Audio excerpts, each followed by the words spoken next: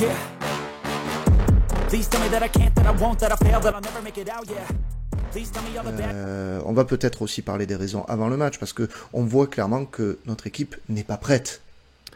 C'est ce qu'on disait avant le match, c'est que pour moi, je trouve qu'il manque 1 ou 2 matchs de préparation. Quand on voit que le Panathinaikos, c'est peut-être, je crois, ce soir leur 10e match depuis le début de la préparation, entre les matchs amicaux et les matchs de Ligue des Champions. C'est quand même énorme. Là, nous, ce soir, c'était notre 5e match. Ça se voit que les mecs sont pas prêts. Hein. Je te mets les résultats du Pana, ouais, je crois que c'est leur 10e, un truc comme ça. Ils ont démarré leur préparation. Ils ont démarré leur préparation fin juin. Voilà, le 26 juin. C'est le 10e, ouais, c'est le 10e. Premier match de préparation. Alors, leur niveau est... Parce que bon, moi, ce soir, j'ai vu une équipe, alors quand même mieux que ce que j'avais vu contre Dnipropetrovsk, quand même. J'avais indiqué, tu vois, par exemple, dans les forces de Panathinaikos, c'est que physiquement, ils sont prêts. Ah ben, c'est sûr que là, physiquement, eux, ils ont fait un match de Ligue des Champions à leur niveau. Nous, ce soir, on n'a pas fait un match de Ligue des Champions. Hein. Que ce soit physiquement, et ce qui me dérange peut-être le plus, c'est que mentalement non plus. Ouais, collectivement aussi. Hein, mentalement, bah après, collectivement, collectivement, c'est-à-dire dans les automatismes, etc. C'est ça, exactement, c'est ce que je voulais dire. J'ai envie de te dire, c'est normal. Il y a tellement eu de mouvements, un changement de coach, beaucoup de nouveaux joueurs. Tu sais, si on remonte même un petit peu avant ce qu'on disait, le fait que Igor Tudor ne soit plus l'entraîneur de la Ligue de Marseille, rappelez-vous ce que je disais en fin de saison, c'est que ça va être problématique pour le barrage de Ligue des Champions. Ouais. Voilà. Bon, ben ce soir, on l'a vu. C'est problématique. Ah oui. C'est problématique parce que entre les nouveaux joueurs qui sont là, les joueurs qui étaient déjà présents mais qui changent de logiciel avec le nouvel entraîneur, ça fait beaucoup de choses. Et encore une fois, on a eu une préparation, moi je trouve très très courte. Ah oui. Donc, ce soir, peut-être que c'est simplement un retour un petit peu à la réalité pour tout le monde, de se dire que, ok, on a un potentiel, on a des vrais bons joueurs sur le terrain, on a fait quand même un mercato plutôt séduisant, on va pas tout jeter dès ce soir, hein. On n'est pas ce type de supporter, donc nous, on va essayer de garder une certaine hauteur par rapport à ça. Mais par contre, voilà, là, clairement, on n'est pas prêt. Mais pas prêt du tout. Et Marcelinho l'a dit. D'ailleurs, lui, il aurait quand même, s'il avait pu ne pas faire ce match-là et avoir peut-être d'autres matchs de préparation, il a quand même dit qu'on prenait le Panathinaikos peut-être pas au meilleur des moments. On est encore en phase de construction. Voilà, c'est un choix qui a été fait par le club, de faire beaucoup de mouvements. Bon, ça après c'était obligatoire, de changer de coach, ok. Maintenant on va voir. J'ai envie de te dire, on a perdu que 1-0. On a perdu que 1-0, il n'y a plus la règle du but à l'extérieur. Déjà, on a perdu que 1-0 et on s'en sort limite pas trop mal. Hein. On joue à 10, pendant une demi-heure. Exactement. J'aurais aimé avoir peut-être quand même un peu plus des changements un peu plus tôt, mais ça on va en reparler après. Mais voilà, on se sent limite pas trop mal. Voilà, ouais. On perd contre Dogbia, ça c'est quand même la tuile. Pour le match retour, il sera pas là. C'est ça. Mais bon, voilà. En tout cas, premier gros avertissement, on va dire. Ah oui, je te propose de reprendre un petit peu le déroulé de ce match, de reprendre le fil du match. Je vais afficher le site de l'équipe, pour ça, c'est peut-être pas mal. Voilà, ils ont un petit résumé là, des temps forts en général. Voilà, il est ici, on va partir du bas. Hop, désolé. Voilà, c'est simple, vous le voyez, côté marseillais, il s'est rien passé pendant 45 minutes, puisque le premier temps fort, c'est Azdin Ounahi trouve le cadre. Moi, c'est ce que je me suis dit à un moment, pendant la première mi-temps, je me suis noté 2-3 trucs, je me disais, déjà, on a assisté pendant 20-30 minutes, peut-être même un peu plus, un gros pressing des Grecs qui nous étouffait, et on n'arrivait pas à toucher la balle, on n'arrivait pas à voir le jour, à aller dans leur camp, en fait. Et je comprends pas qu'on n'ait pas la technique suffisante pour s'en sortir. Parce que, ok, collectivement, on n'est pas encore au point, etc. Mais on a quand même des joueurs techniques. Je les ai pas vus, moi, ce soir sur le terrain. On a des pertes de balles, des mauvaises passes, mais scandaleuses, que ça soit de derrière, du milieu ou de devant. On n'a pas de conservation devant, on n'a pas des mecs qui tenaient le ballon. Ça fait bizarre. Et d'un autre côté défensivement, on s'était habitué aussi l'an dernier un marquage individuel tout-terrain, et ça fait bizarre d'un coup de voir autant d'espace d'un coup. On n'est jamais tranquille, en fait. On se dit, on prend des vagues, on les subit, on voit qu'on est... Ça y est, on a compris, là, sur ce match, je pense, qu'on n'est plus du tout sur le même système, la même approche que l'an dernier. Enfin, on l'avait déjà compris, mais là, on se le prend dans la gueule, on va dire.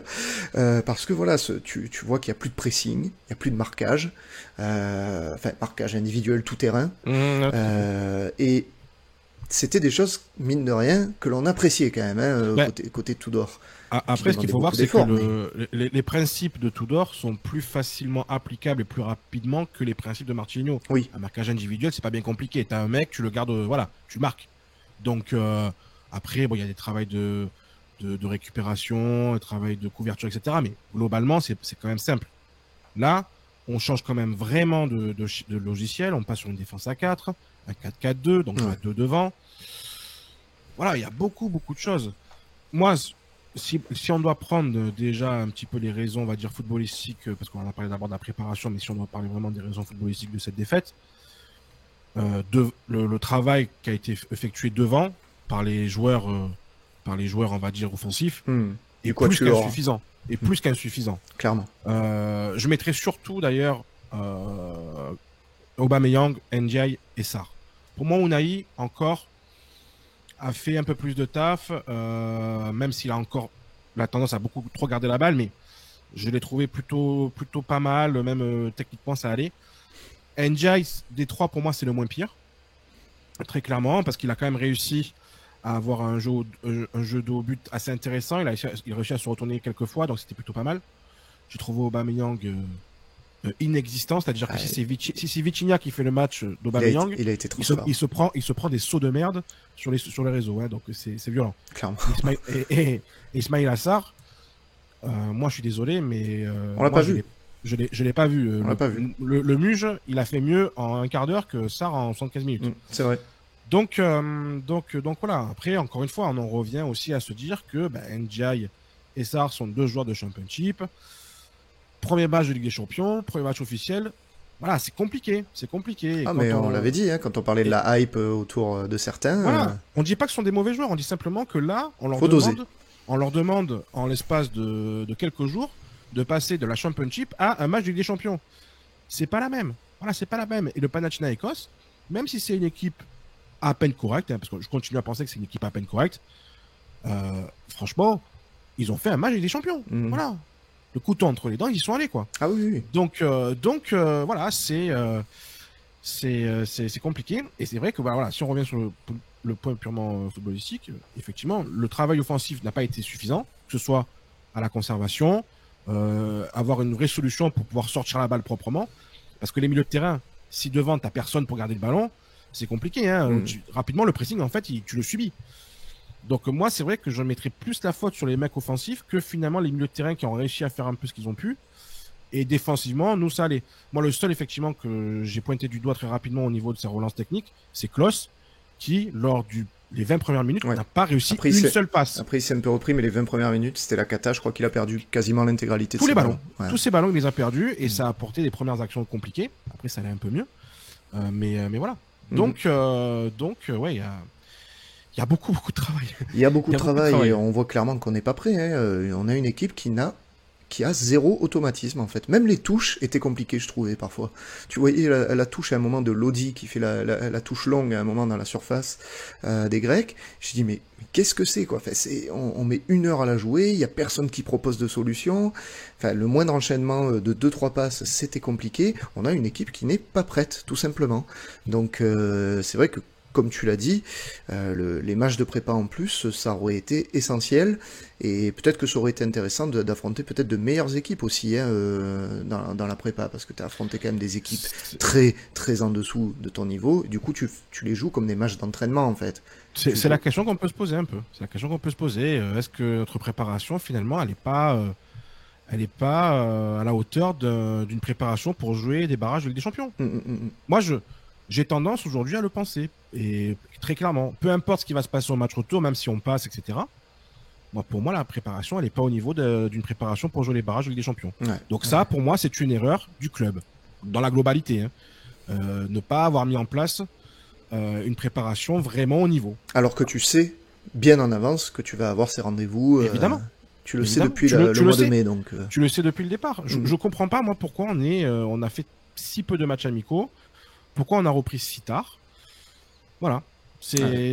Alors c'est sûr que peut-être on aurait commencé plus tard avec plus de matchs de préparation, on l'aurait peut-être payé plus tard. Mais le plus important, c'est de se qualifier avec des champions. Donc là, tu vois, en plus, quand tu sais que tu vas faire pas mal de recrues, t'es obligé d'avoir une préparation un peu plus costaud. Bien sûr. Et là, clairement, on est en train de le payer. Ah, oui, Donc oui. là, on a fait un match de préparation. Le match contre Reims, je pense que ça va être le dernier match de préparation. Non, mais c'est vrai. Hein. Ça fait peur. Hein. Le match contre Reims, ça va être le dernier match de préparation. Et après, on peut espérer commencer à monter en régime, je pense. Mais là, que 4 matchs de préparation, c'est pas suffisant. Ouais, ça va être compliqué. Hein. On jette un rapide coup d'œil aux stats, hein, je les avais affichées à l'écran, mais vous le voyez, elles font peur un petit peu quand même, hein, parce que 67% de possession de balle pour le Pana, c'est dire à quel point on n'a pas eu la balle pendant ce match. 3 tirs pour l'OM seulement, 9 pour le Pana. Bon, ils en ont cadré un seul pour le coup, hein, c'est leur but, hein, parce que c'est vrai qu'ils n'ont pas eu non plus de grosses frappes hyper dangereuses. À la rigueur, on a eu peut-être plus de frappes dangereuses, je trouve, avec les deux d'Unai, et à un moment, on a eu la tête d'Aubameyang en première mi-temps, qu'il doit mettre au fond. Pour moi, en tout cas, il doit sauter et puis il doit la cadrer, quoi. Voilà. Comme j'ai dit dans notre WhatsApp, j'ai dit qu'est-ce que c'est cette détente, le mec subit le centre, quoi, alors qu'il a une caviar de Lodi. Je te le dis encore une fois, c'est pas pour faire une fixette, mais si c'est Vitinha qui fait le match qu'a fait Aubameyang ce soir, mais qu'est-ce qu'il prend sur les réseaux? Qu'est-ce qu'il prend dans le chat? Donc, bon, là, c'est Aubameyang, ok, mais il est nul à chier sur ce match. Ah, faut le dire, hein, voilà. Ah non, mais il faut le dire, quand on avait prévenu de toute manière, hein, peu importe les statuts des joueurs et tout, on fera pas de langue de bois. Si on trouve qu'un joueur est nul, on le dit. Il n'y a pas de joueur qui est bon parce que il vient d'un pays en particulier, ou qu'il est bon parce qu'il a joué dans de grandes équipes. Non, on juge le match et puis basta, quoi. Hein. Non, mais c'est clair. Et l'arbitre, alors, un petit mot pour l'arbitre peut-être, parce que il a été quand même assez présent. Alors, t'avais retweeté, je crois, oui, ce que tu nous as envoyé là, c'était pas mal. C'est un compte de football roumain, enfin arbitrage particulier, on va dire. Oui, c'est le moins qu'on puisse dire. C'est Clementu Turpinescu qui nous a arbitré ce soir. Je l'ai pas retweeté, mais frère, alors attends, je peux essayer de le retweeter. Hein. Attends, où est-ce que je l'ai vu ça? Je crois que c'était le compte du. C'est un compte football roumain. Ouais. Alors attends, je vais le retrouver. Mais vas-y, dis-nous ce que tu as pensé globalement oui, de la prestation. L'arbitre, là, on a eu une parodie. Hein. Enfin, je voulais faire en sorte qu'on ne parle pas de ça en premier, parce que pour moi, ça doit pas être une excuse. Non, c'est pas l'excuse. Mais effectivement, il faut quand même en parler. Il te tue un peu le match de Kondogbia. Il te tue le match de Kondogbia, c'est-à-dire que Kondogbia, c'est pas possible de lui mettre un carton jaune au bout de 30 secondes. Ça c'est pas normal. Donc ça c'est une première chose. Pour info, Istvan Kovacs est le pire arbitre roumain en activité, et ce depuis très longtemps. Insulte aux joueurs, soupçon de corruption, mépris de ses collègues, donne des interviews à des médias séparatistes. Les gros bras, la chatte à Popeye. On a bien aimé le tweet. Mais bon, voilà, ça donne aussi le niveau du gars. C'est vrai qu'on avait un arbitre clairement pas au niveau d'un match de Ligue des Champions hier. Enfin, mais en tout cas, on a eu un arbitre, je pense, qui était parti pris sur ce match-là. C'est-à-dire que là, pour moi, il a rien sifflé, il a tout sifflé contre nous, quoi.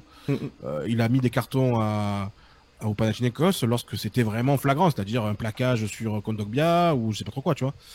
Après, bon, le carton jaune de Kondogbia, pour moi, il est vraiment pas normal. Surtout la 30e seconde, un peu de psychologie quand même.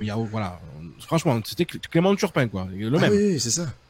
NJ, pour moi, il est pas non plus justifié, même si tu vois que bon, NJ, il fait un geste un peu d'humeur. Ça va, c'est son premier geste, il est premier match de Ligue des Champions, laisse-le 2 secondes, quoi, tu vois. Bon, là, de suite, il a voulu faire le flic, en gros. Et puis même. Ça s'est pas arrêté là. Hein.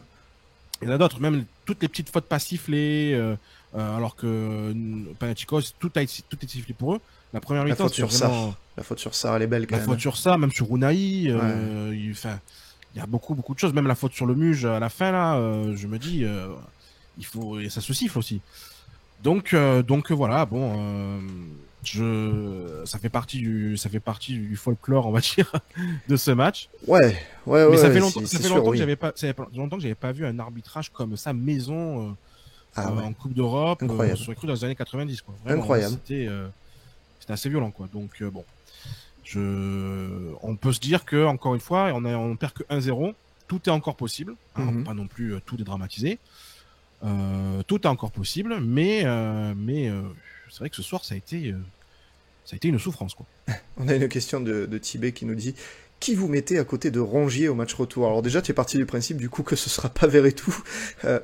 Moi, je pense que. Moi, alors, je me dis, on en reviendra à la ronge de tout. Ouais, je pense que La ronge de tout nous sauvera, hein, les mecs. il va repartir sur ça, je pense, Marcelino. Même si ça serait pas forcément mon choix, je te l'avoue. Ouais, mais je comprends. je pense qu'il va repartir sur ça. Et, De toute façon, on va en parler sur les notes des joueurs, mais et ça doit suffire de toute façon pour des adversaires comme le Pana, dans tous les cas. Hein. Je veux dire, tu dois être largement au-dessus oui. et prendre le contrôle de ce milieu de terrain sans forcer. C'est pas possible de se faire remuer comme ça.